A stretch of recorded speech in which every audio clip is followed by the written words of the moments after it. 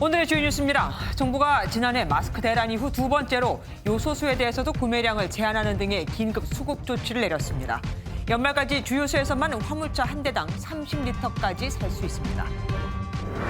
이번 대선의 승부처가 될 2030 표심에 연일 공을 들이는 이재명 더불어민주당 후보가 가상자산 과세 시점을 1년 뒤로 미루자고 주장했습니다. 윤석열 국민의힘 대선 후보는 전남 목포의 김대중 대통령 기념관과 경남 김해의 고 노무현 전 대통령의 묘역을 방문해 국민 통합 정신을 계승하겠다고 밝혔습니다. 중국 공산당이 40년 만에 세 번째 역사 결의를 채택합니다. 집권 9년 차인 시진핑 국가주석은 내년에 3년이면 물론 그 이상의 장기 집권 발판을 마련했다는 평가를 받고 있습니다. 야구 방망이를 휘두르며 60대 주차 단속원을 위협하고 주먹으로 폭행한 남성이 붙잡혔습니다. 가해 남성은 주차 단속원이 주차 금지 구역에 주차된 차량을 옮겨달라고 요구하자 욕설을 하며 폭행한 것으로 파악됐습니다. 화천대유로부터 아들 퇴직금을 50억 원 받은 논란으로 의원직 사퇴 의사를 밝힌 곽상도 의원의 사직안이 국회 본회의에서 가결됐습니다. 국회는 또 위안부 지원 단체의 후원금 유용 의혹으로 기소된 윤미향 등 이상직 박덕흠, 성일종 의원의 징계안 심의에 착수했습니다. 코로나19 위중증 환자가 473명으로 또다시 최다를 기록한 가운데 이대로라면 일상회복 2단계 전환을 못할 수도 있다는 보건당국의 경고가 나왔습니다. 국내 80대 여성이 화이자 백신을 추가 접종한 뒤 사망한 첫 사례도 나왔습니다.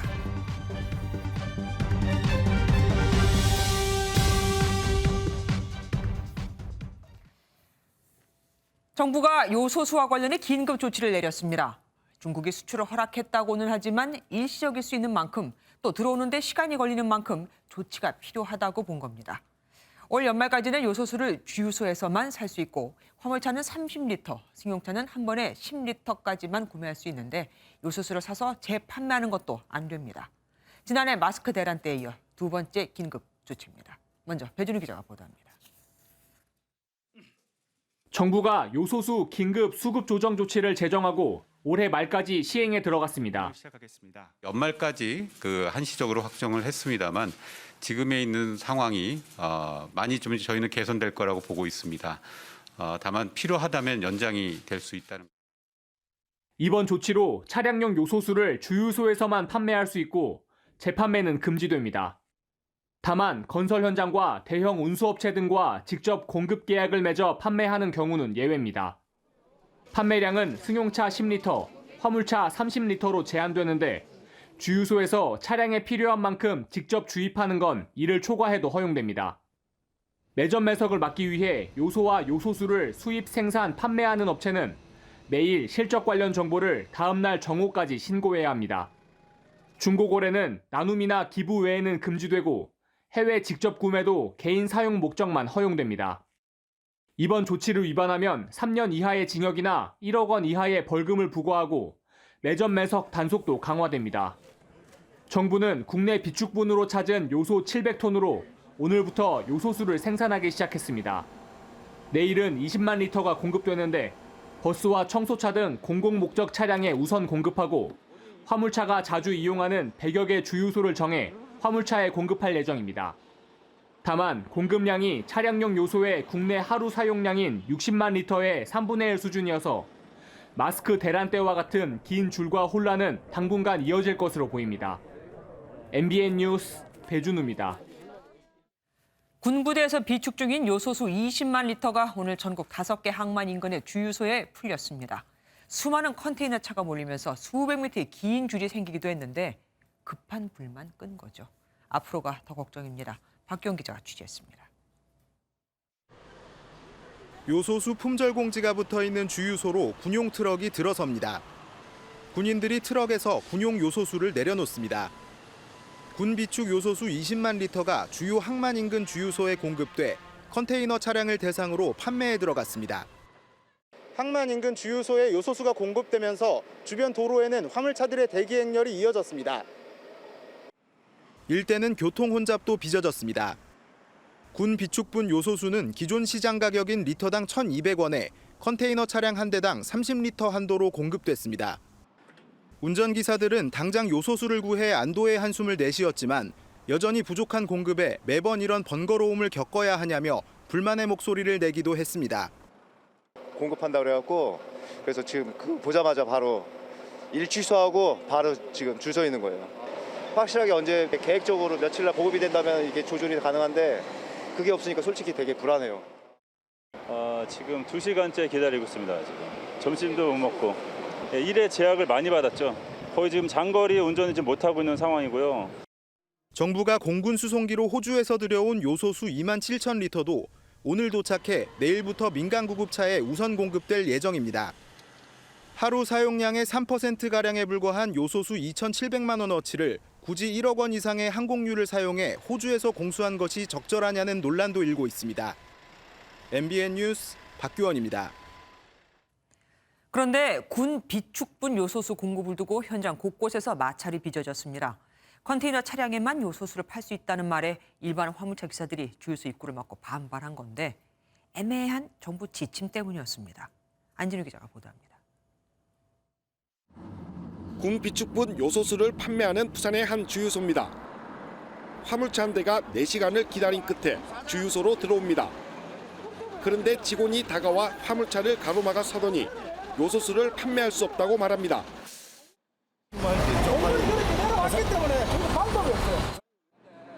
컨테이너를 실을 수 있는 화물차에만 요소수를 판매한다는 말을 들은 운전자는 반발합니다.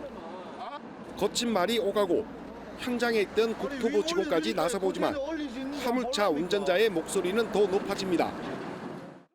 아니 이거 무슨 경우인데? 일반 화물차도 다 수입 수출 다 하는데 저희가 다 드리면서 줬는데요. 예? 양은 정해져 있고 그래서. 요소수를 사지 못한 일반 화물차 기사들은 보시는 것처럼 아예 주유소를 막아버렸습니다. 이 형편상에 은하게 왜 출연하는 데고 왜 우리는 안 돼? 같이 밥 벌어먹는 입장이에요. 이런 일이 벌어진 건 정부의 애매한 지침 때문입니다. 수출이 컨테이너를 실을 수 있는 화물차 등에 공급하기로 하면서 벌어진 일입니다. 국토부하고 다 전화를 해봤는데 출연하면 우선적으로 먼저 하라 했지 이 차들을 넣지 말라고는 안 했다고 얘기하더라고. 일반 화물차 기사들은 결국 1시간여 만에 요소수를 사 주유소를 떠났습니다. MBN 뉴스 안진우입니다. 이재명 더불어민주당 대선 후보의 배우자 김혜경 씨의 낙상 사고와 관련해 자꾸 이상한 소문이 퍼지고 있죠. 민주당이 허위 사실 유포를 막겠다며 강력 대응에 나섰습니다. 당시 119 이송 기록과 진료 기록을 공개하기로 하고 해당 정보 생산자와 유포자도 모두 다 고소 고발하겠다며 엄포를 놨습니다. 김문영 기자가 보도합니다. 이재명 더불어민주당 대선 후보의 부인 김혜경 씨의 낙상 원인에 대해 온라인상에 여러 추측이 퍼지자 민주당이 차단에 나섰습니다. 김 씨는 지난 9일 구토와 현기증으로 의식을 일시적으로 잃어 낙상했다고 밝혔지만 다양한 추측이 끊임없이 돌자 이를 제2의 시발단, 즉 십자군 알바단 사태라 규정한 겁니다. 특히 진영의 문제를 초월하여 후보자의 인권을 유린하고 민주주의를 파괴하는 행위인 제2의 시발단 사태는 철저히 단죄받아야 합니다. 시발단 사건은 지난 2012년 박근혜 대선 후보 홍보를 목적으로 SNS 여론을 조작한 혐의로 윤정훈 당시 새누리당 국정홍보대책위 총괄팀장이 집행유예를 선고받은 일을 일컫습니다. 민주당은 낙상사고 당시 119 이송 기록과 진료 기록 등 모든 자료를 후보와 후보 배우자의 동의를 얻어 모두 공개하겠다고 밝혔습니다. 병원에 이송된 과정도 있고 그리고 또 병원에서 검사하고 치료한 과정들이 다 있습니다. 그리고 119의 기록 또한 모두 확보되어 있는 상태입니다. 또 관련 허위 사실을 생산, 유포하면 모두 경찰과 검찰에 고소, 고발한다는 방침입니다. 수술하기보다도 몇 번은 꼬맸지 않았겠습니까? 두 분 사이에 금슬이 굉장히 좋습니다. 그렇기 때문에 그날 이렇게 간호한 걸로 알고 있습니다. 이 가운데 국민의힘도 김 씨의 119 출동과 응급구조 상태에 대해 경기소방청에 확인을 요청했다고 밝혀 논란은 한동안 이어질 전망입니다. MBN 뉴스 김문영입니다. 이준석 국민의힘 대표가 선대위 구성 전권을 김종인 전 비대위원장에게 넘겨야 한다며 윤석열 후보 측을 압박했습니다. 국민의힘은 오는 20일쯤 선대위를 출범시킬 계획인데 민주당은 흥선대원군 김종인, 그 아들 고종 윤석열 이념 비꼬았습니다. 신지호 기자가 보도합니다. 이준석 대표는 총괄 선대위원장이 유력한 김종인 전 위원장에게 선대위 구성 전권을 넘겨야 한다고 재차 주장했습니다. 구상이라는 걸 실현시키려면은 상당한 권한을 좀 줘야 되는 건 맞다. 고비 때마다 이번에 경선에서 김종인 위원장의 어떤 그 조언이나 이런 것들을 많이 구했던 우리 후보이기 때문에. 그러면서 일각에서 제기된 김병준 전 비대위원장과의 공동 총괄 선대위원장 설에 대해선 후보가 조정해야 한다며 선을 그었습니다. 실무를 총괄할 선거대책본부장으론 권영세 의원이 추천됐지만 김 전 위원장은 권 의원보다 임태희 전 청와대 비서실장을 선호하는 것으로 전해졌습니다. 김 전 위원장이 총괄 선대위원장으로 온다면 이준석 대표, 김기현 원내대표가 각각 상임, 공동 선대위원장을, 임 전 실장이 선거대책본부장을 맡게 될 것으로 보입니다. 민주당은 김 전 위원장을 흥선대원군에 빗대며 비꼬았습니다. 김정인 위원장한테 전권을 드리는 분위기가 된다 그러면 그냥 바깥에서 볼 때는 흥선대원군 김종인, 어린 고정 윤석열 뭐 이렇게 되는 거 아닌가요? 국민의힘 최고위는 이양수 의원과 김병민 전 최고위원을 선대위 대변인으로 임명하며 선대위 출범 신호탄을 쏘아 올렸습니다.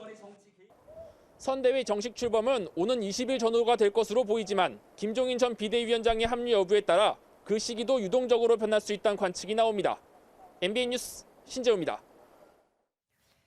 이재명 더불어민주당 대선 후보가 2030 표심을 잡기 위해 가상자산을 선택했습니다.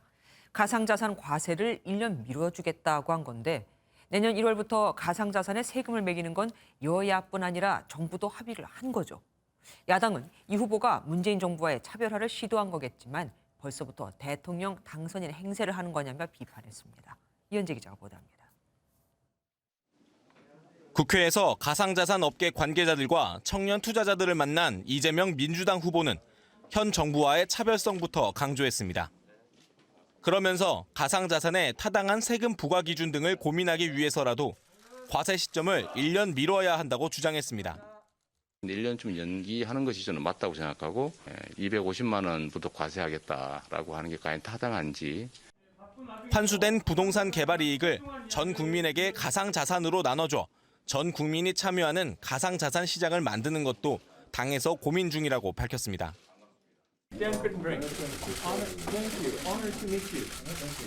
외교 행보에도 본격 시동을 걸었습니다. 방한 중인 데니얼 크리튼 브링크 미국 국무부 동아시아 태평양 담당 차관보와 크리스토퍼 델 코소 주한 미국 대사 대리를 만난 이 후보는 한미 동맹의 중요성을 강조했습니다. 한미 동맹이 이제 경제 동맹으로서 글로벌 파트너십으로 계속 성장 발전하게 되기를 기대하고. 싱하이밍 주한 중국 대사를 만나 요소수 문제에 대한 중국 측의 적극적인 협조를 요청하기도 했습니다. 이후에는 저출산 문제 해결을 위한 단체 출범식에 참여하며 2030 구의 행보를 이어갔습니다. MBN 뉴스 이현재입니다. 윤석열 국민의힘 대선 후보는 어제 광주 5.18 민주묘지에 이어 김대중 대통령 기념관과 노무현 대통령 묘역을 찾았습니다. 윤 후보는 김 대통령의 국민 통합 정신을 강조하며 자신을 반대하는 사람도 포용하겠다고 밝혔습니다. 박자은 기자입니다. 윤석열 후보는 첫 일정으로 김대중 대통령 노벨 평화상 기념관을 택했습니다. 기념관을 찬찬히 둘러본 윤 후보는 김 대통령의 국민통합 정신 계승을 강조했습니다.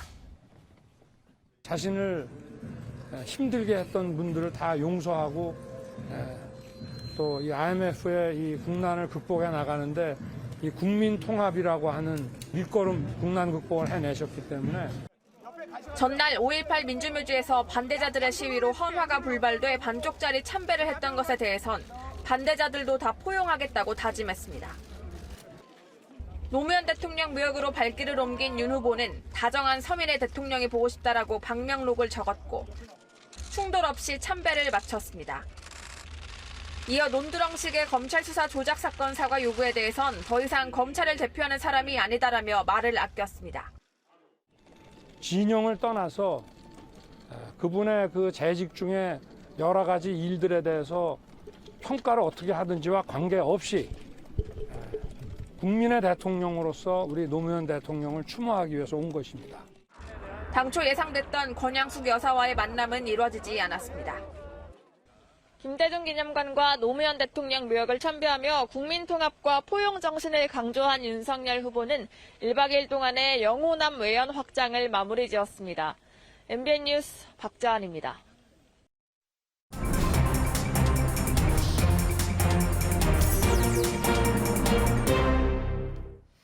오늘 있었던 정치권 뒷이야기를 알아보는 정치 톡톡 시간입니다. 정치부 주진희 기자와 함께하겠습니다. 어서 오십시오. 윤석열 국민의힘 대선 후보의 광주 방문을 놓고 또 논란이 일고 있더라고요. 오늘은 왜 그렇습니까?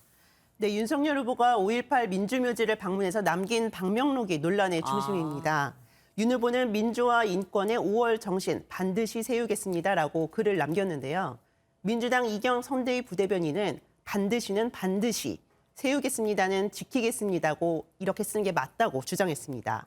이 같은 논란에 윤석열 후보는 목포 김대중 노벨 평화상 기념관을 방문한 뒤 이렇게 해명했습니다. 반드시가 아니고 똑바로 이런 뜻입니다. 제가 과거에 같이 근무를 해보면 우리 호남 출신 동료들이 잘 쓰는 말이에요. 반드시 한다 이런 얘기. 그래서 제가 좀 그런 걸 좀 감안해가지고 그래서 제가 그렇게 썼습니다. 네, 이재명 민주당 후보는 이에 대해서 5월 정신을 반드시 세우겠다는 것은 5월 정신이 삐뚤어졌다는 의미로 5월 정신에 대한 모독이라며 표기 실수이길 바란다고 지적했습니다. 그러니까 반드시가 아니라 반드시라고 한 건데 이 표현은 민주당 홍영표 의원도 예전에 쓰지 않았었습니까? 네, 그렇습니다. 지난 4월 당대표 선거 직전 첫 일정으로 광주를 방문해서 쓴 방명록이 알려진 건데요. 네. 전북 고창 출신인 홍 의원은 당시 5월에 빛나는 정신과 역사를 받들어 개혁을 완성하고 민주주의를 반드시 지키겠다고 적었습니다. 이 논란에 대해서 김근식 교수는 5.18은 특정 진영의 독점물로 편협하게 고집하겠다는 자기 고백이라고 비판했습니다. 그리고 이재명 후보에게도 논란이 또 있더라고요. 홍카단, 그러니까 홍준표 경선 후보를 지지했던 2030 모임, 이 약자 같아요. 근데 이분들이 썼던 글을 공유했는데 이 때문에 또 논란이 일고 있다고요. 네, 그렇습니다. 이재명 후보가 SNS에 홍카단이 이재명 후보에게 드리는 글을 공유하면서 함께 읽어보자고 했는데요. 이게 바로 논란이 된 겁니다. 2030 청년으로 추정되는 글쓴이는 페미니즘을 깨달라는 요청에 유일하게 진지하게 응답해줬던 사람이 홍준표 후보라고 적었습니다. 문재인 대통령은 페미니즘과 한패가 됐다며 이 광기의 페미니즘을 멈추겠다고 약속해주면 지지하겠다고 덧붙였습니다. 근데 이대남의 표심을 받자니 여성이 울지 않겠습니까? 왜 이 후보는 이런 걸 올렸을까요? 네, 바로 그래서 여성 정책이나 페미니즘에 대한 입장을 밝히겠다는 건지 질문이 쏟아졌는데요. 이 후보는 답을 내놓지는 않았습니다. 어제 올리신 글에 대해서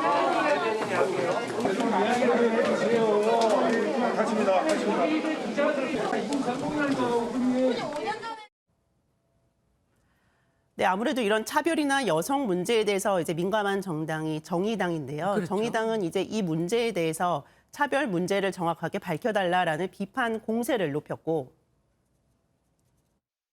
결국 분명해진 건 이재명 후보와 민주당에게 성평등의 가치가 표받는 데 도움이 되면 차용하고 아니라면 쉽게 내버릴 수 있는 카드에 불과했다는 것입니다. 네, 윤석열 후보도 아무래도 이 부분에 대해서 비판 공세를 내놨는데요. 질문에 답을 하지 않고 피하는 듯한 모습을 보이는 이재명 후보에 대해서 이렇게 공세했습니다. 대통령이 돼서도 하겠습니다. 나는 대통령이 돼서도 백브리핑을 하겠다. 이 얘기인 것 같은데 어쨌든 이재명 후보는 저 말 때문에 어쨌든 의문의 일패를 당한 것 같습니다. 요즘 국회 예결위가 완전히 대선판이 됐다고 우리가 여러 차례 지적해드리지 않았습니까? 오늘도 공방이 이어졌다고요. 네, 그렇습니다. 민주당에서는 아무래도 윤석열 후보 부인 김건희 씨의 학력 허위 기재 의혹을 강하게 공세했습니다. 앞서 세 곳에 허위 경력을 제출했다는 의혹이 있었는데 권인숙 의원은 국민대와 수원여대 임용에도 이 같은 허위를 냈다고 의혹을 추가로 제기했습니다. 어떤 조치를 취하십니까? 네. 윤석열 후보의 배우자인 김건희 씨는 5군데의 이력서를 제출하면서 모두 허위 이력을 기재했는데요. 이 질문을 받은 이제 유은혜 교육부총리는 조만간 조사한 결과가 발표될 것이라고 밝혔습니다. 야당은 이재명 후보가 미군을 점령군이라고 표현했던 것을 두고 반격과 공세를 이어갔습니다. 대한민국을 경영하시겠다고 하는 분이 소련군은 해방군이고 미군은 점령군이라는 말에 대해서 동의하십니까? 네, 대리전을 예고라도 한 듯 민주당 정책조정회의에서는 윤석열 후보 공세 기조 강화라고 써진 문건이 취재진의 카메라에 포착되기도 했습니다.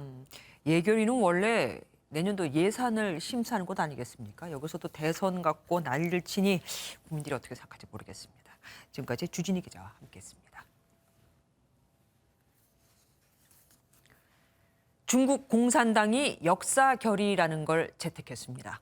당의 100년 역사에서 이번까지 단 3번뿐이었다는데 첫 번째가 마오쩌둥 때, 두 번째가 덩샤오핑 때, 그리고 이번 시진핑 주석 때입니다.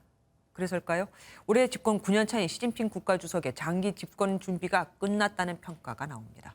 베이징에서 윤석정 특파원이 전해왔습니다. 당 100년 역사상 1945년과 1981년에 이어 세 번째이자 40년 만입니다. 이번 6중 전회는 시작 전부터 중국 안팎에서 큰 관심을 끌었습니다. 3차 역사결의 채택이 시진핑 국가주석의 장기 집권 발판으로 평가됐기 때문입니다.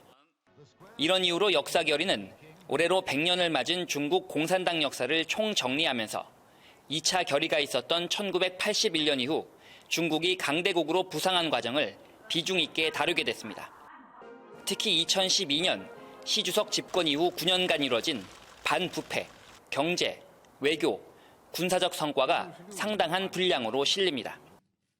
任何人都不要低估中国人民捍卫国家主权和领土完整的坚强决心、坚定意志、强大能力。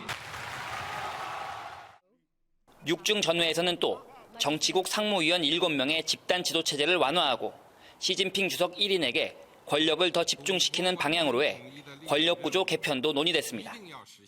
시 주석은 이번 역사결의 채택으로 마오쩌둥, 덩샤오핑과 함께 중국 공산당 100년의 3대 지도자 바늘에 올라섰다는 평가입니다.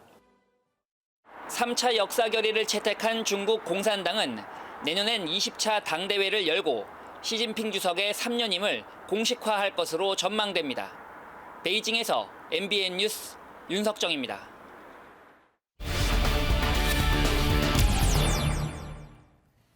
중국의 제3차 역사결의 대체 어떤 의미를 갖고 있는 걸까요? 이동훈 기자에게 들어보겠습니다. 어서 오십시오. 리포트에서 방금 봤지만 6중 전회가 뭔지 사실 잘 모르겠습니다. 쉽게 좀 설명해 주세요. 중국 공산당이 5년마다 한 번씩 약 2,280명이 모이는 전국 대표회의를 엽니다. 그 사이사이에는 약 372명으로 구성된 중앙위원회 전체 회의를 개최하는데 이를 중전회라고 합니다. 1중전회 때는 공산당의 주요 인사를 결정했다면 6번째인 6중전회에서는 역사 결의를 내놓은 것입니다. 역사 결의는 공산당 100년 역사상 지금까지 단 2차례밖에 없었고 오늘이 3번째입니다. 이번 역사 결의가 그럼 시진핑 주석에게는 구체적으로 어떤 영향을 미칠까요? 쉽게 말하자면 그 중국을 만든 마오쩌둥과 비견되는 위치로 격상되는 것입니다. 전문가의 설명을 들어보시죠. 중국 정치 일정과 관련되어 있는 겁니다. 결국은 중국 국내에 있어서 시진핑 위상이나 권력 기반이 좀 더 확고해지고 부각되는 의미는 있습니다. 그러니까 중국의 주요 지도자 중에서도 아주 중요한 반열에 오르는 거 아니겠습니까? 아까 잠깐 나왔지만 1차와 2차 역사 결의는 마오쩌둥하고 덩샤오핑이었죠. 그렇습니다. 모택동 등소평이라고도 했는데요. 공산당 창당 이후의 100년, 공산당의 역사는 역사 결의를 기준으로 구분할 수가 있습니다. 1945년 마오쩌둥의 혁명의 시기, 그리고 문화 대혁명의 혼란을 수습한 1981년 덩샤오핑의 개혁 개방의 시기, 그리고 2021년 시진핑의 포스트 개방 개혁 시기입니다. 이번 결의로 중국의 대표적인 세 번째 지도자라는 것을 만방에 과시하는 걸로 볼 수 있습니다. 알겠습니다. 역사 결의를 두고 중국 매체들의 반응은 나왔습니까? 그렇습니다. 이제 관영 매체들은 이른바 시진핑 띄우기의 열심입니다. 시진핑이 일찍이 얘기해 오던 것 중에 하나가 모든 국민이 풍족하게 생활하는 의식주 걱정 없는 샤오캉 사회를 건설하는 것인데요. 신화통신은 시 주석이 샤오캉 사회 건설을 달성했다며 역사적 조류를 다스리는 핵심 인물이라고 칭송했습니다. 네, 그러니까 마오쩌둥이 국가의 기반을 세웠고 덩샤오핑은 중국을 잘 살게 만들었고 이제 시진핑은 중국을 강하게 만들었다. 뭐 이런 얘기인 것 그렇습니다. 같습니다. 중국의 이런 변화, 세계에 어떤 영향을 미칠까요? 예, 이제 중국의 변화에 주목을 하고 있는데요. 지난 7월 중국 공산당 100주년 기념 행사에서는 시진핑이 강력한 연설을 ha기도 했습니다. 당시 영상을 한번 보시죠. 谁妄想这样干，必将在14多亿中国人民用血肉铸成的钢铁长城面前碰得头破血流。 미중 정상회담이 나흘 뒤 열리는 것으로 저는 알고 있는데 이번 역사 결의가 미중 관계에도 어떤 영향을 미칠까요? 중국의 외교 정책이나 대외 관계에 곧바로 영향을 줄 것이라고는 보기 어렵습니다. 시진핑 주도의 외교 정책이 조금 더 적극적으로 추진될 가능성은 있죠. 미국과의 관계도 대결 기조로만 갈 것인가에 대해서는 조금 지켜봐야 할 것 같습니다. 네. 미국과 초강대국 경쟁을 하면서도 협력을 강화하는 모습도 보여줄 것 같습니다. 네, 3연임은 시진핑이 할 줄 알았는데 역사 결의까지는 생각 못했습니다. 정말 대단한 시진핑이네요. 지금까지 이동훈 기자와 함께했습니다. 60대 주차 관리원을 야구 방망이로 위협하고 주먹으로 때린 남성이 있습니다. 주차를 하면 안 되는 곳에 차를 세워서 차를 빼달라고 한 건데 그게 폭행의 이유였습니다. 이혁재 기자입니다. 한 남성이 야구 방망이를 들고 차에서 내리더니 마치 방망이를 휘두를 것처럼 위협합니다. 지나가던 여성이 말리자 남성은 잠시 차에 탔지만 얼마 지나지 않아 다시 야구 방망이로 위협합니다. 멱살을 잡고 강하게 밀치기도 합니다. 야구 방망이로 위협을 당한 사람은 다름 아닌 60대 주차 관리원이었습니다.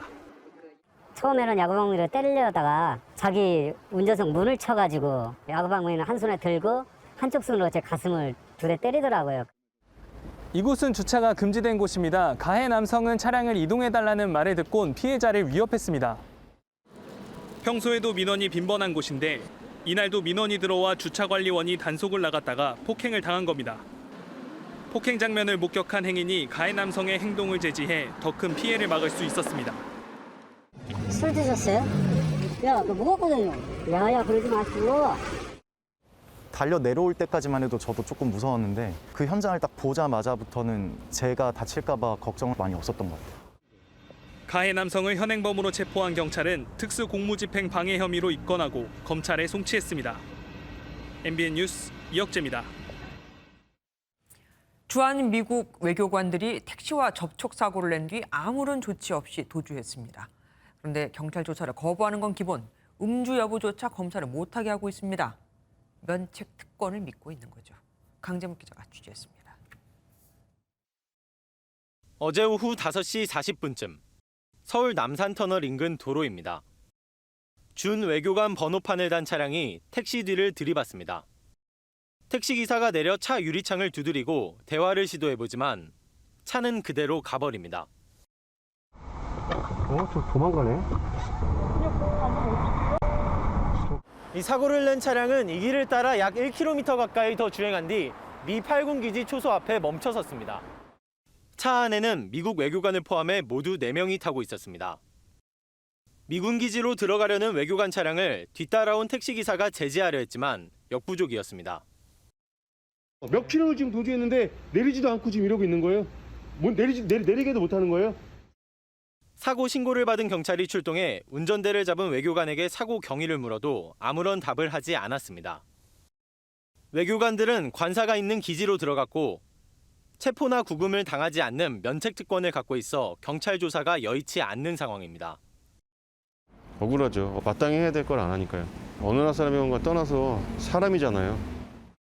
미 대사관 측은 해당 차량이 뺑소니를 저질렀다는 언론 보도에 동의하지 않는다면서 수사가 끝날 때까지 해명을 자제하겠다는 공식 입장을 내놨습니다. 경찰은 미 대사관에 조사 협조를 요청하는 공문을 보냈습니다. MBN 뉴스 강재묵입니다.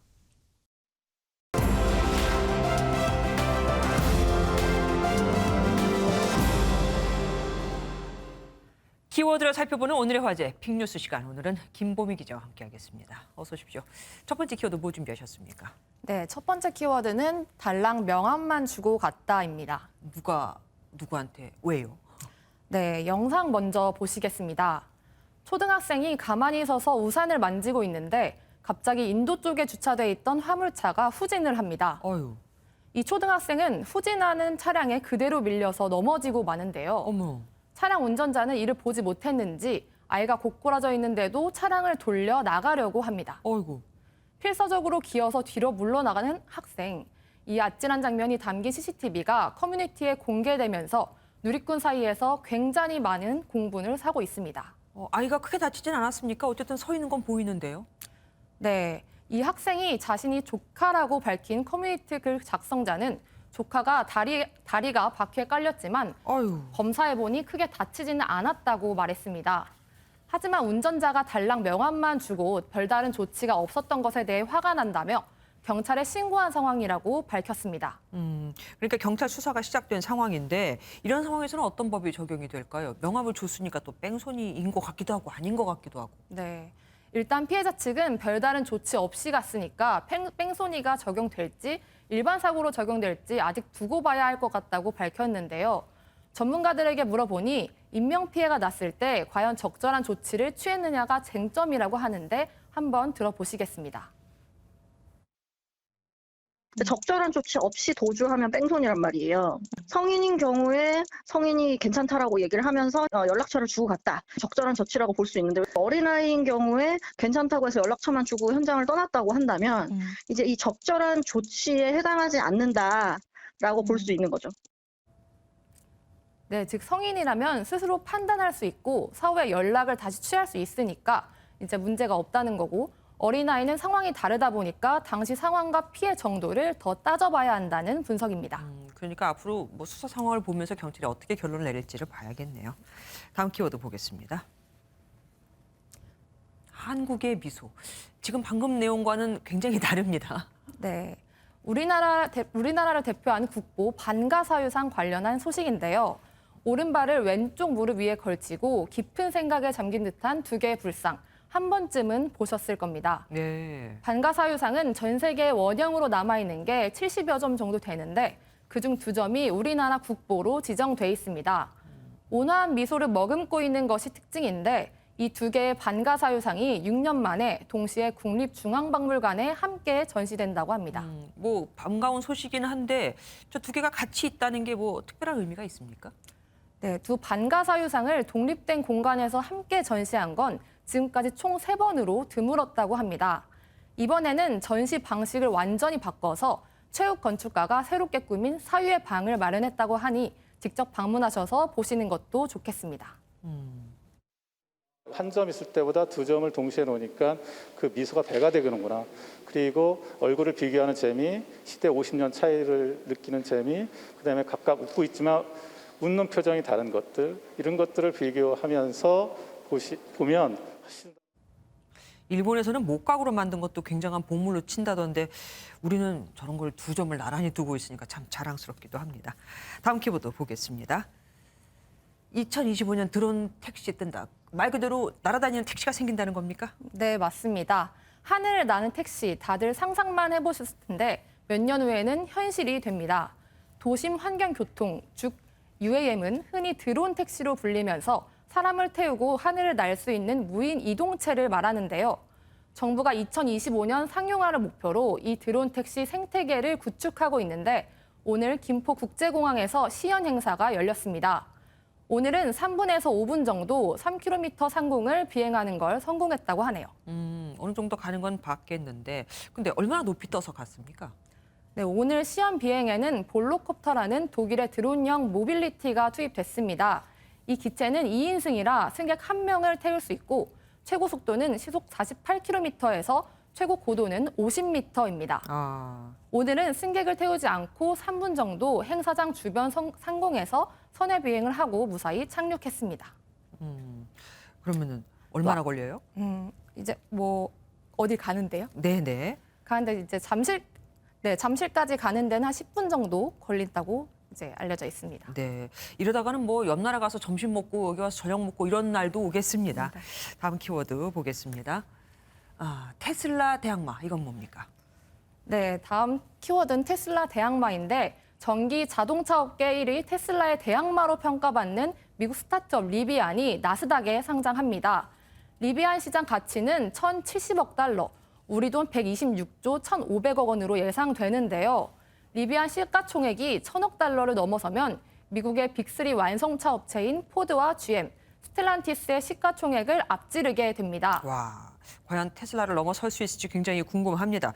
어쨌든 이 와중에 일론 머스크가 대거 지분을 팔았어요. 네, 맞습니다. 최근 머스크는 테슬라 지분 10%를 팔지 결정해달라는 돌발 트윗을 날렸는데요. 이 트윗에 테슬라 주가는 이틀간 16% 이상 급락했는데 실제로 머스크는 지난 8일부터 3일간 약 6조 원어치 주식을 매도한 것으로 전해졌습니다. 지난번에 왜 자기 주식을 대거 팔았을 때 엄청 욕을 먹었잖아요. 그래서 이번에는 물어보고 판 것 같습니다. 마지막 키워드 보겠습니다. 3억 6천만 원 배구공. 뭐 황금칠도 있는 배구공입니까? 네.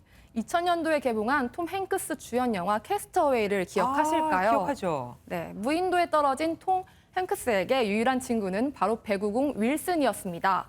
고독을 이겨내기 위해 자신의 피로 공의 이목구비를 그리고 브랜드 이름을 따서 윌슨이라고 불렀는데요. 이 윌슨이 최근 경매에서 23만 파운드, 약 3억 6천만 원이 넘는 금액에 낙찰됐다고 합니다. 와. 영화 속에선 배구공이 하얀색이었지만 보시는 것처럼 촬영 중에 물에 오래 담겨 있어서 지금은 형태도 찌그러졌고 색도 바랬습니다. 하지만 이목구비도 뚜렷하게 남아있고 머리카락 부분도 잘 보존돼 있어 영화 팬이라면 배구공만 봐도 관람 당시의 감동을 그대로 느낄 수 있을 것 같습니다. 20년 전에 저 영화 보면서 참 재밌게 봤다는 기억이 있는데 그 사이에 참 몸값이 많이 올랐네요. 지금까지 김보미 기자와 함께했습니다. 수고하셨습니다. 서울 영등포구와 구로구 일대에서 KT의 유무선 통신 장애가 발생했습니다.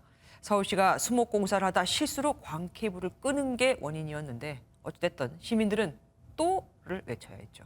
이규현 기자가 보도합니다. 안전모를 쓴 직원들이 건축 자재를 나르며 분주하게 움직입니다. 오늘 오전 서울 월드컵대교 남단 인근에서 발생한 통신사 KT 광 케이블 절단 사고가 발생한 현장입니다. 이곳 공사 현장으로 인해 발생한 무선 통신 장애는 약 3시간 30분여 만에 복구됐습니다. 케이블이 끊어지면서 서울 영등포 구로 일대에서는 20여 건의 신고가 접수됐습니다. KT 측은 서울시에서 나무를 옮겨 심는 작업을 하던 중 케이블이 절단된 것이라고 설명하며 지난달과 같은 먹통 사태로 이어진 건 아니라고 설명했습니다. 이제 통화나 그 휴대폰 인터넷 이용하실 때 평소보다 조금 느림을 느꼈거나 이럴 수 있는 부분이지 싹 안 되고 이런 것들이 아니었어요. 서울시 측은 이번 사태에 대해 피해 규모를 확인한 뒤 보상 여부를 검토하겠다는 입장입니다. MBN 뉴스 이규현입니다. 인터넷 성매매 사이트 41곳과 결탁해 숙박업소는 물론 가정집까지 출장 성매매를 간 일당이 붙잡혔습니다. 경찰이 확보한 이용객 정보만 10,000건이 넘는데 성매매 여성과 운전기사를 보내 단속에 걸리면 이들만 처벌을 받는 이른바 보이스피싱형 범죄를 따라했습니다. 윤기란 기자가 보도합니다. 모텔에서 한 여성이 나옵니다. 차에 타려는 순간 경찰관들이 나타나 운전기사와 여성을 붙잡습니다. 내릴게요. 힙 빼라고. 성매매를 마치고 나오다 검거된 건데 이들을 알선한 건 수도권 최대 출장 성매매 업체입니다. 체포장 발부돼가지고 이 검거가 이들은 2015년부터 최근까지 업체 4곳을 운영하며 숙박업소는 물론 가정집까지 성매매 여성을 보냈습니다. 성매매 사이트 제작자와 결탁해 41개 인터넷 사이트에 광고를 올려 회원을 모았는데 경찰이 확보한 이용객 정보가 10,000건이 넘습니다. 대포폰 등으로 운전기사와 성매매 종사자를 고용한 이들은 단속에 걸릴 경우 현장 수거책만 검거되는 보이스피싱 범죄를 모방했습니다. 아가씨들 자체를 갖다가 그냥 교육을 그냥 시키는 방법밖에 없네. 기사는 무조건 죽어요. 기사 잡히면. 경찰은 성매매 업주 등 7명을 구속하고 알선 사이트 제작자와 성매매 여성 등 30명을 불구속 입건했습니다. 또 국세청에 범죄 수익금 27억 원을 과세 자료로 통보하고 이 중 업주 소유 재산 12억 원에 대해 기소 전 몰수 추징 보전했습니다. MBN 뉴스 윤기란입니다. 이자 연 5,000%. 잘 와닿질 않죠. 1년에 원금의 50배를 이자로만 받는다는 얘기입니다. 실제로 이런 살인적인 금리로 불법 사채업을 한 일당이 붙잡혔습니다. 은행이나 제2금융권 대출이 막힌 이들에게 돈을 빌려주며 가족, 친구, 직장 연락처, 심지어 가족관계 증명서까지 첨부하게 했죠. 1년 반 만에 이자로 챙긴 돈만 146억 원. 이 40대 총책은 최고급 아파트를 사무실로 쓰고 억대 수입차와 요트까지 사서 초호화 생활을 즐겼습니다. 박상원 기자입니다. 문 강제로 갑니다. 경찰이 소방의 도움을 받아 아파트 현관문을 열어젖힙니다. 집안에 남성 2명이 앉아 있습니다. 불법 대부업 사무실로 쓰던 곳입니다. 여기 미등록 대부업 사무실이잖아요, 그죠? 아닙니까? 인근 총책의 집을 동시에 압수수색한 경찰은 금고에서 현금 2억여 원을 찾아냈습니다. 이들은 지난해 초부터 전국 8곳에 무등록 대부업체를 차리고 연 5,000%가 넘는 살인적인 이자를 받아 챙겼습니다. 확인된 피해자만 7,900여 명. 계약서에는 가족과 친구, 회사 직원들의 전화번호까지 쓰게 했고 일주일 이상 연체하면 집에 찾아가 모든 가재도구를 이삿짐 센터에 맡긴다고 돼 있습니다. 거기서 마저 대출이 안 되는 분들 그 명단을 사와서 불법 대부업에 사용한 것으로 확인되었습니다. 이들이 1년 반 만에 벌어들인 돈은 146억 원. 총책은 월세가 400만 원이 넘는 부산 최고급 아파트 4채를 집과 사무실로 쓰고 고가 수입차와 요트까지 사서 그야말로 초호화 생활을 즐겼습니다. 경찰은 불법 대부 일당 46명을 붙잡아 이 가운데 40대 총책을 구속하고 부당 이득금을 임의로 처분하지 못하도록 기소 전 몰수 보전 조치했습니다. MBN 뉴스 박상호입니다. 아들의 화천대유 50억 원 퇴직금 논란으로 국민의힘을 탈당한 무소속 곽상도 의원의 사직안이 국회를 통과했습니다. 내년 재보선 선거 지역이 또 하나 늘게 된 거죠. 노태현 기자가 보도합니다. 대장동 개발사 화천대유로부터 아들이 퇴직금과 위로금 명목으로 50억 원을 받아 논란이 됐던 무소속 곽상도 의원의 사직안이 국회에서 가결됐습니다. 총 투표수 252표 중 가 194표, 부 41표, 기권 17표로서 가결되었음을 선포합니다. 검사 출신인 곽 의원은 박근혜 정부 초대 청와대 민정수석을 지낸 뒤 대구에서 재선에 성공했고 줄곧 문재인 대통령 자녀에 대한 각종 의혹을 제기하며 문 대통령 저격수로 활동해왔습니다. 하지만 아들의 거액 퇴직금에 대한 대가성 논란이 제기되자 국민의힘 내부에서도 제명 의견이 나왔고 지난달 2일 의원직 사퇴를 선언한 지 한 달여 만에 의원직을 상실하게 됐습니다. 곽 의원은 자신의 SNS를 통해 국민께 송구스럽게 생각한다며 결백을 증명하겠다고 밝혔지만 여당은 국민의힘은 사과 한마디 하지 않는다고 비판했습니다. 사직안이 처리돼도 곽상도 의원은 국민의힘 소속 의원이었다라고 하는 사실은 달라지지 않습니다. 모르쇠로 일관하는 국민의힘의 태도 이 역시 비겁하기 짝이 없습니다. 곽 의원이 의원직을 상실하면서 내년 3월 대통령 선거와 함께 치러지는 국회의원 재보선 지역은 서울 종로와 서초갑 등 모두 5곳으로 늘었습니다. 국회는 또 본회의 직후 윤리특별위원회 전체 회의를 열어 무소속 윤미향, 박덕흠, 이상직 의원과 성일종 국민의힘 의원에 대한 징계안을 상정하고 심의에 착수했습니다. MBN 뉴스 노태현입니다. 코로나19 신규 확진자는 2,520명, 위중증 환자는 473명으로 어제에 이어 또 역대 최다를 기록했습니다. 중증 환자 병상은 아직 여유가 있다지만 예상보다 빠른 악화에 정은경 질병관리청장은 이대로는 다음 달 예정될 이 일상회복 2단계 전환이 어려울 수 있다고 경고했습니다. 너무 빨리 또 많이 방역을 풀어버린 걸까요? 정태진 기자가 취재했습니다. 일상회복이 시작된 직후 확진자 숫자와 위중증 환자 모두 크게 증가했습니다. 서울의 중증 환자 병상 가동률은 비상조치 수준에 해당하는 75%에 육박했지만 당국은 의료 여력이 충분하다며 수도권의 부분적인 비상조치를 발동한 계획은 없다고 밝혔습니다. 하지만 이 추세가 계속되면 다음 달 13일로 예정된 일상회복 2단계 전환은 어려울 전망입니다. 현재 위중증 환자가 증가하고 있어서 1단계를 지속하거나 아니면 조치를 강화할 수 있을 것 같습니다. 이동량과 모임도 코로나19 이전으로 돌아갔습니다. 일상회복이 시작된 지난주 휴대전화 이동량은 2억 5,141만 건으로 코로나19 이전인 2년 전 같은 기간의 이동량과 근접한 수치입니다. 이 때문에 방역을 너무 빨리 또 너무 많이 푼 것 아니냐는 비판의 목소리가 나오고 있습니다. 실제로 영국 옥스포드 대학에서 만든 코로나19 엄격성 지수를 보면 우리나라는 39.35점으로 주요 20개국 가운데 방역 강도가 가장 낮은 수준에 속합니다. 너무 많이 풀었다.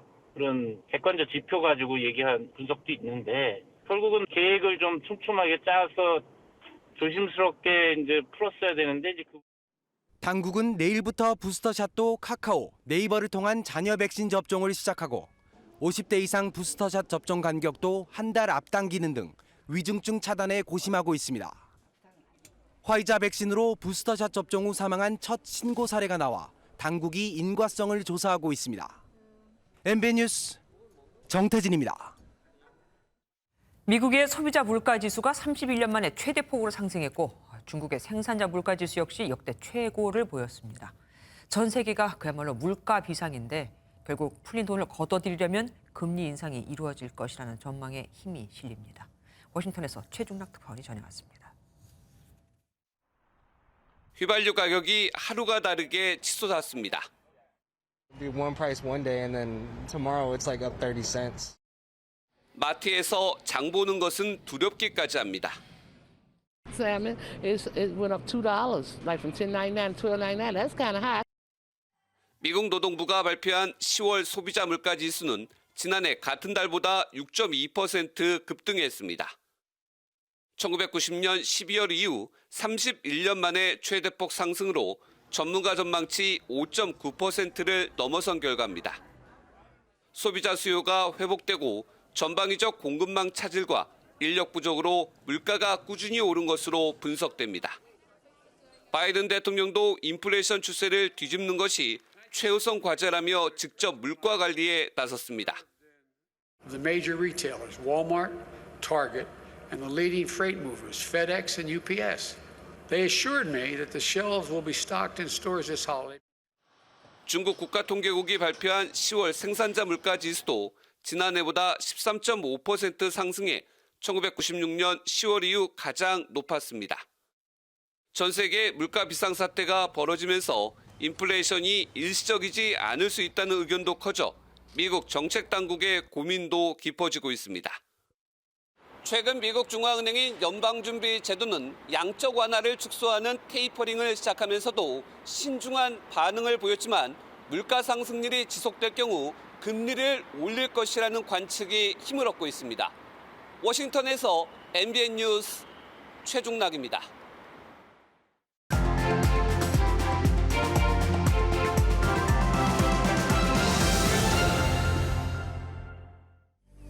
After I smuggle the stones across the border, diamonds are brought to the sorting tables. No more questions are asked. Supply and demand. You control the supply and you keep the demand high. Agreed. 지금 이 순간에도 희귀 광물을 비롯한 원자재는 교환 가치에 따라 국경을 넘나듭니다. 그래서 핵심 원자재는 때론 있는 나라의 권력이 되곤 하죠. 요소수 대란을 보면 등골이 서늘해집니다. 다행히 우리 기업들이 중국 업체와 이미 계약했던 요소가 조만간 들어온다니 급한 불은 끌 수 있게 됐지만 대체 우리는 언제까지 중국에 끌려다녀야 할까요? 요소수만 문제가 아니거든요. 중국과 세계 양강 구도를 형성하고 있는 K배터리만 봐도 핵심 소재인 수산화 리튬의 80% 이상을 중국에서 수입하고 있습니다. 만약 중국이 전략적 차원에서 수출을 중단한다면 중국과 경쟁은 고사하고 진짜 고사 위기에 놓이게 되겠죠. 중국이 우리 경제에 목줄을 쥐고 있는 셈입니다. 중국 매체들은 우리에게 훈계도 했습니다. 한국은 전략 자원을 자급자족하거나 비축 체제를 구축하지 않았다.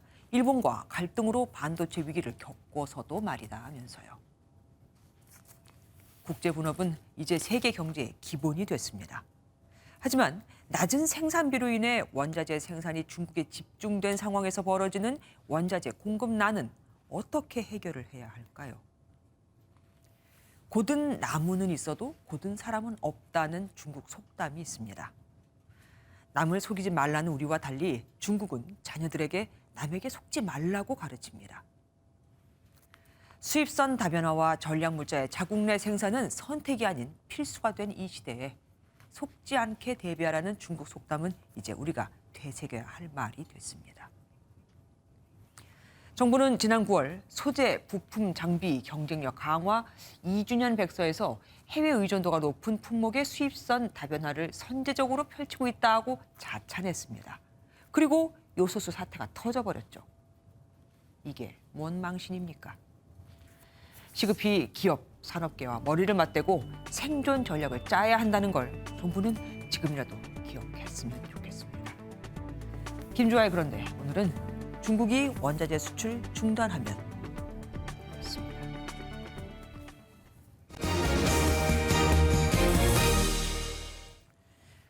내일부터 기름에 붙는 유류세가 6개월간 20% 인하되죠. 그래서인지 오늘 주유소는 그야말로 썰렁했습니다. 기름값이 떨어질 테니 그때 가서 주유하겠다는 건데 실제 모든 주유소에서 기름값이 내려가려면 일주일은 걸린다고 합니다. 안병욱 기자가 취재했습니다. 충북 청주시의 한 주유소. 기름을 넣으려고 들어오는 차량이 거의 보이지 않습니다. 하루만 기다리면 유류세가 낮아지는 만큼 운전자들이 기름 넣는 것을 미루는 겁니다. 간혹 기름을 넣는 운전자는 대부분 급한 사정이 있는 사람들입니다. 네, 지금 등이 들어와가지고 그래도 차 고장나면 안 되니까. 요새 같으면 한 150대 정도에서 30% 정도는 좀 들은다고 봐야죠. 한 이틀 전서부터는 10,000원짜리가 꽤 많습니다. 인하분이 소비자 가격에 반영된다면 리터당 휘발유는 164원, 경유는 116원, LPG 부탄은 40원씩 내릴 것으로 기대됩니다. 하지만 모든 주유소에서 기름값 인하를 체감하기엔 1에서 2주 정도 시간이 더 걸릴 전망입니다. 전체 주유소의 20%가량을 차지하는 정유사 직영 주유소와 알뜰 주유소는 바로 가격이 내려가지만 나머지 일반 주유소들은 먼저 보관하던 기름을 팔아야 하기 때문입니다. 게다가 국제 유가도 계속 오르는 상황이어서 유류세를 내려도 운전자들이 가격 인하를 체감하기 어려울 수 있다는 우려도 나옵니다. MBN 뉴스 안병욱입니다.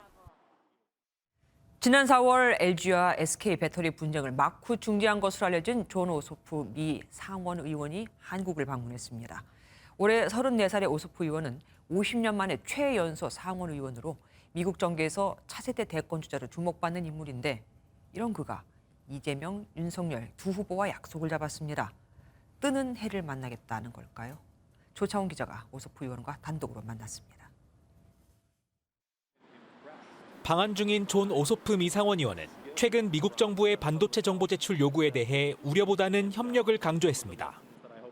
코로나19로 공급망이 무너진 상황에서 반도체 부족 사태를 함께 해결하자는 겁니다. Together, we can help to move past these COVID-19 shortages and ensure that we have the supply of semiconductors that the world needs. 오소프 의원의 지역구인 미국 조지아주에는 기아차 공장을 비롯해 SK와 한화 등 117개 한국 기업이 진출해 있습니다. 오소프 의원은 최태원 SK 회장을 비롯해 정의선 현대차 회장 등과 만나 반도체와 배터리, 친환경 산업을 논의했습니다. As we work to increase the deployment of renewable energy, international economic cooperation and Korean businesses are playing an important role in that. 내일 이재명, 윤석열 등 여야 대선 후보와의 만남을 앞두고선 큰 기대감을 나타냈습니다.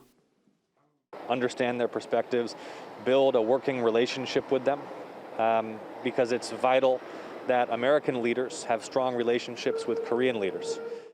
민주당 차세대 대권 주자로 주목받는 오소프 의원은 미스터 선샤인 등 한국 대중문화에 미국인들이 열광하고 있다며 60년 한미동맹의 중요성을 강조했습니다. MBN 뉴스 조창훈입니다. MBN과 컬처 콘텐츠 AI 기업 클레온이 오늘 오전 11시 서울 매경미디어센터에서 차세대 방송 콘텐츠 개발을 위한 업무 협약을 체결했습니다. 양사는 이번 협약을 토대로 딥휴먼 기술 등을 활용한 혁신적인 방송 콘텐츠 개발을 위해 협력해 나갈 예정입니다. 오늘 낮 동안 햇살이 비추는데도 야외에 있으면 손이 시렵더라고요. 내일은 이번 추위에 절정이 예상됩니다. 내일 아침 서울은 영하 1도로 올가을 첫 영하권을 기록하겠고요. 체감 추위는 영하 3도 선까지 내려가겠습니다. 남부지방도 내일 아침에 5도 선까지 내려가는 등 오늘보다 2도에서 3도가량 낮은 기온 예상됩니다. 내일도 서쪽 지방 곳곳에서는 비나 눈이 내리겠습니다. 특히 밤 사이에는 기온이 내려가면서 비가 눈으로 바뀌어 내리는 곳이 많겠는데요. 충북 중남부와 전북 동부에는 1에서 3cm의 눈이 내려 쌓이겠고요. 제주 산지에는 최고 5cm의 눈이 더 내리겠습니다.